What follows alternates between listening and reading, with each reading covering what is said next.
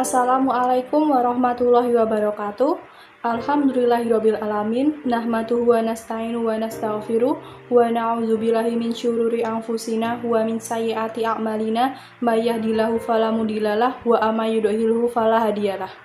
Asyhadu an la ilaha illallah wa asyhadu anna Muhammadar Rasulullah. Allahumma sholli ala sayyidina Muhammad wa ala ali sayyidina Muhammad amma ba'du. Marilah kita panjatkan puji syukur kehadirat Allah Subhanahu wa Ta'ala yang telah melimpahkan rahmat dan hidayatnya kepada kita sehingga masih diberi kesempatan untuk bertemu pada hari ini.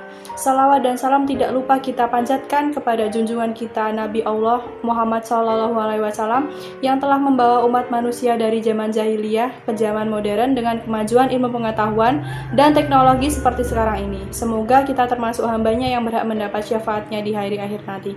Amin, amin, ya robbal alamin. Para hadirin yang dirahmati Allah Subhanahu wa Ta'ala, dalam kesempatan hari ini perkenankan saya menyampaikan tema kesehatan mental dalam pandangan Islam. Dalam menjalani kehidupan sehari-hari, pasti selalu ada masalah yang timbul, yang tak jarang menjadi beban pikiran seseorang. Beban yang tak kunjung terurai lama-lama akan menjadi menumpuk, lalu menjadi masalah, baik masalah fisik, jiwa, atau mental. Namun, di kehidupan masyarakat sekitar kita, masalah kejiwaan ini masih menjadi stigma yang negatif. Dr. Jalauddin dalam buku Psikologi Agama menjelaskan, kesehatan mental adalah kondisi batin yang senantiasa berada dalam keadaan tenang, aman, dan tentram, dan upaya untuk menemukan ketenangan batin dapat dilakukan antara lain melalui penyesuaian diri secara resignasi atau penyerahan diri sepenuhnya kepada Tuhan.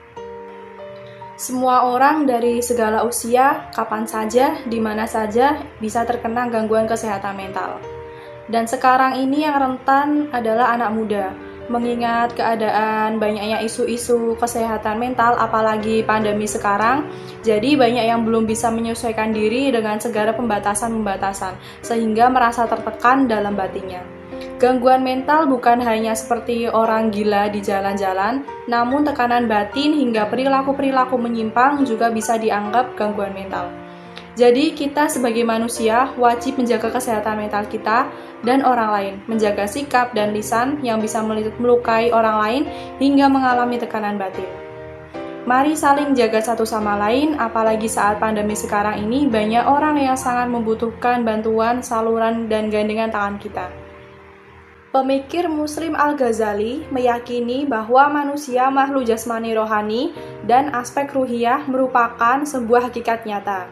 Terkait upaya menciptakan ketenangan jiwa, ia menyebutkan jiwa terdiri dari 4 elemen pokok, yaitu al-qalb, al-ruh, al-nafs, dan al-aql yang semuanya memiliki esensi makna yang sama.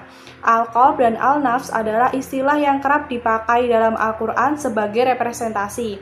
Arti pertama al-nafs adalah nafsu-nafsu rendah yang berkaitan dengan raga dan kejiwaan seperti dorongan agresif atau al-ghadab dan dorongan erotik atau al-syahwat yang keduanya dimiliki oleh manusia dan hewan. Sedangkan makna kedua adalah nafs mutmainnah, yaitu lembut, halus, suci, dan tenang yang dapat mengantarkan untuk masuk ke dalam surganya seperti yang dikatakan dalam Quran surat Al-Fajr ayat 27-28.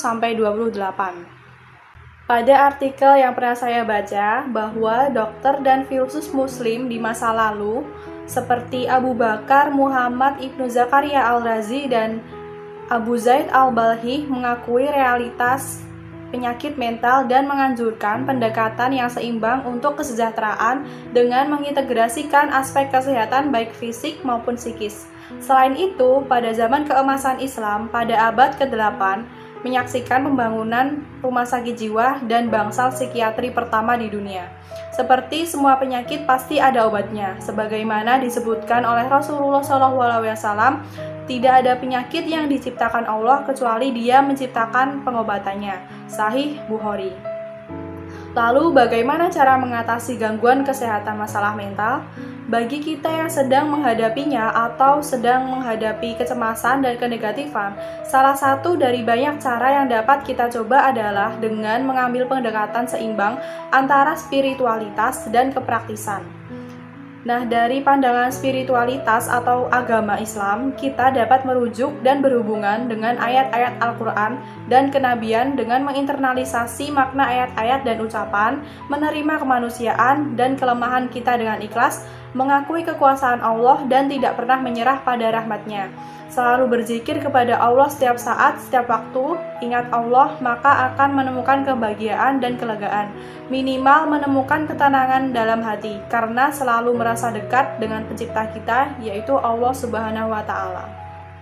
Ibnu Taimiyah pernah berkata, "Saya belum pernah melihat sesuatu yang menyehatkan pikiran dan jiwa, memelihara tubuh dan menjamin kebahagiaan lebih dari membaca dan merenungkan Al-Quran secara rutin." Jadi, dalam perspektif agama Islam, Al-Quran adalah salah satu fungsinya yaitu asyifa, sebagai pengobat untuk penyembuhan dari sakit fisik maupun rohani. Sedangkan dari sudut praktis, sangat dianjurkan untuk mencari bantuan dan pengobatan profesional seperti ke psikiater. Jadi masalah kesehatan mental itu nyata dan tidak bisa dianggap enteng. Untuk yang sedang menghadapinya, jangan takut dan carilah bantuan profesional. Tidak salah kok melakukan itu, jangan malu karena itu adalah wajar, manusiawi.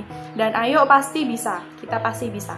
Kuatkan kemauan untuk sembuh, diikuti dengan memperbanyak mendekatkan diri kepada Allah sebanyak-banyaknya. Untuk orang yang tidak mengalami, tolong normalisasi mereka yang mengalami. Dan kalau tidak suka, kurangi bicara negatif daripada menyakitinya. Mulai sekarang, kurangi bicara, perbanyak mendengar. Demikian yang dapat saya sampaikan, semoga dapat bermanfaat bagi kita dan dapat diterapkan di kehidupan sehari-hari. Lebih kurangnya mohon dimaafkan, yang benar datangnya atas bimbingan Allah Subhanahu wa Ta'ala yang maha benar, dan yang salah, hilaf atau keliru datangnya dari saya pribadi. Sebagai manusia biasa yang tidak pernah luput dari salah, hilaf, dan dosa. Akhiru kalam, subhanakallahumma wa bihamdika asyhadu alla ilaha illa anta astaghfiruka wa atubu ilaih. Wallahul muwaffiq ila aqwamit thoriq. Tetap jaga kesehatan fisik, jiwa maupun raga. Let's do it together. Semangat. Terima kasih. Wassalamualaikum warahmatullahi wabarakatuh.